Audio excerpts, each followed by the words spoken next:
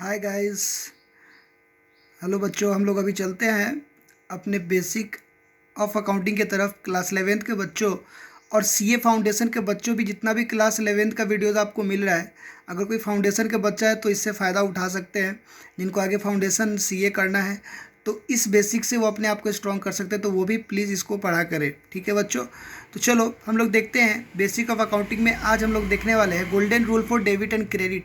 मतलब golden rule of debit and credit क्या बोलता है कि हम लोग कैसे डेबिट और क्रेडिट कर सकते हैं पर्सनल, रियल और नॉमिनल अकाउंट को। तो बच्चों, पहला जो रूल है वो बोला है व्यक्तिगत खाता। फॉर पर्सनल अकाउंट के लिए आप क्या करेंगे, बोला कि देने वाले को डेबिट करेंगे, सॉरी, प्राप्त करने वाले को डेबिट करेंगे और देने वाले को क्रेडिट करेंगे।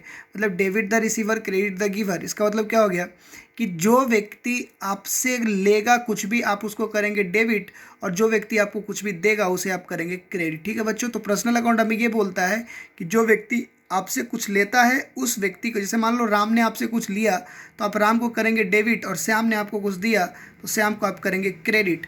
तो ये हो गया हमारा पर्सनल अकाउंट। बच्चों, पर्सनल अकाउंट क्या होता है अगर आपको देखना है तो हमारा लेक्चर नंबर 1 जरूर देखना कि पर्सनल अकाउंट किसे बोलते हैं। फिलहाल मैं बता देता हूँ, जब किसी व्यक्ति, फर्म या संस्था का नाम आता है तो उसमें व्यक्तिगत खाता, पर्सनल अकाउंट बोल देते हैं। नंबर 2, वास्तविक खाता, नॉमिनल अकाउंट। तो नॉमिनल अकाउंट क्या होता है बच्चों, आपको पता है, वैसा खाता जिसमें संपत्ति के बारे में लिखा जाता है, तो उसे हम क्या बोलते हैं, रियल अकाउंट बोलते हैं। ठीक है बच्चों, तो रियल अकाउंट में आप देख सकते हैं हमारे यहाँ नॉमिनल अकाउंट लिखा हुआ है। तो बच्चों, ये रियल नॉमिनल नहीं होता है, वास्तविक खाता का मतलब होता है रियल अकाउंट। ठीक है बच्चों, तो जो रियल अकाउंट होंगे उसको आप ठीक कर लेंगे, नॉमिनल को क्या कर लेंगे, रियल कर लेंगे।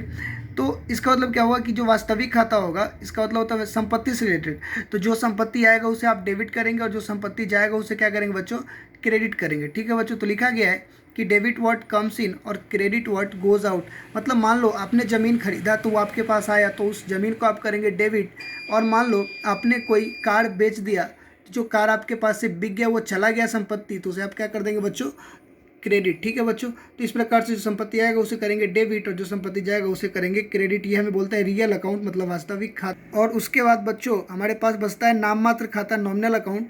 यहाँ देखो नॉमिनल अकाउंट यहाँ होगा, ऊपर में रियल अकाउंट ही होना चाहिए था।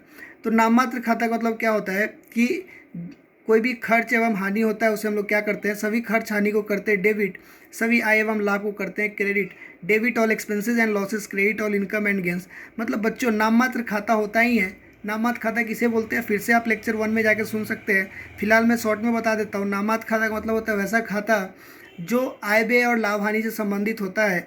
जिस खाते में हम खर्च, हानि, इनकम वगैरह, प्रॉफिट वगैरह लिखते हैं उस खाते को नामात्र खाता बोलते हैं। तो यहाँ बोला गया कि अगर नॉमिनल अकाउंट से रिलेटेड है तो जो भी खर्चा और लॉसेस होगा उसे डेबिट कर लेना, और जो भी इनकम और प्रॉफिट होगा उसे क्या कर लेना, क्रेडिट कर देना। ठीक है बच्चों, अब इसके साथ साथ डायमंड रूल के सहायता से भी बच्चों हम लोग देख लेते हैं कि डेबिट और क्रेडिट किसे किया जाता है। बच्चों, कोई भी संपत्ति, पहला, दूसरा एक्सपेंसेस और लॉसेस, और कैपिटल को हम क्या करते हैं बच्चों, डेबिट करते, सॉरी कैपिटल नहीं, ड्राइंग को डेबिट में लिखते हैं। तो एसेट, एक्सपेंस, लॉसेस और ड्राइंग को डेबिट में लिखते हैं, जबकि क्रेडिट में लाइबिलिटीज़, इनकम और प्रॉफिट और कैपिटल को लिखा जाता है कहाँ, क्रेडिट में। तो बच्चों याद रखना, सीधा शॉर्ट फॉर्म में आप याद रख सकते हैं, कोई भी संपत्ति, खर्चा और हानि को क्या करते हैं, डेबिट। कोई भी लाइबिलिटीज़, इनकम और प्रॉफिट को क्या करते हैं, क्रेडिट। लेकिन आप उसके ठीक से नीचे देखो तो क्या लिखा हुआ है, डेबिट साइड में डिक्रीज होने पर क्रेडिट करेंगे। मतलब अगर कोई संपत्ति, खर्चा और लॉस कम जाएगा तो उसे क्या कर देंगे, क्रेडिट कर देंगे। उसी प्रकार से क्रेडिट साइड में भी आप देख सकते हैं कि डिक्रीज होने पर डेबिट करते हैं। मतलब क्रेडिट साइड में जो भी बात लिखा जाता है, लाइबिलिटीज़, इनकम, प्रॉफिट और कैपिटल, अगर वो भी क्या होगा, कम होगा, डिक्रीज होगा, तो उसको हम लोग डेबिट कर लेंगे। मतलब जो डेबिट में होता है और वो अगर कम जाता है तो उसे क्रेडिट कर देंगे, और जो क्रेडिट में होता है वो अगर कम जाता है तो उसे क्या कर देंगे बच्चों, डेबिट कर देंगे। तो आप बात याद रखेंगे। हम लोग 2 रूल्स देखे। फर्स्ट रूल था गोल्डन रूल, जिसमें हम लोग देखे थे कि पर्सनल अकाउंट में क्या होता है, तो debit the receiver, credit the giver. देने वाले को डेबिट करते हैं और लेने वाले को क्रेडिट करते हैं। उसके बाद रियल अकाउंट में जो संपत्ति आता है उसे डेबिट करते हैं, जो संपत्ति जाता है उसे क्रेडिट करते हैं।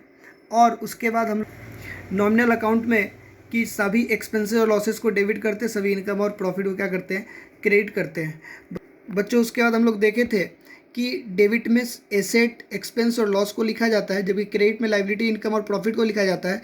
और डायमंड रूल हमें ये बोलता है कि जो डेबिट में चीज़ें हैं, एसेट, एक्सपेंस और लॉसेस, वो अगर कम होता है, डिक्रीज होता है, तो उसे क्रेडिट करेंगे।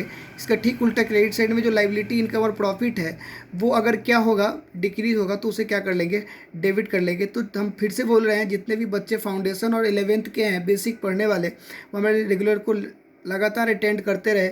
हम धीरे धीरे सारे वीडियोस डालते हैं, उसके बाद फिर जब स्टार्ट होगा क्लास तो हम लोग फिर से क्लास में मिलेंगे। तब तक के लिए थैंक यू बच्चों, have a nice day, thank you very much.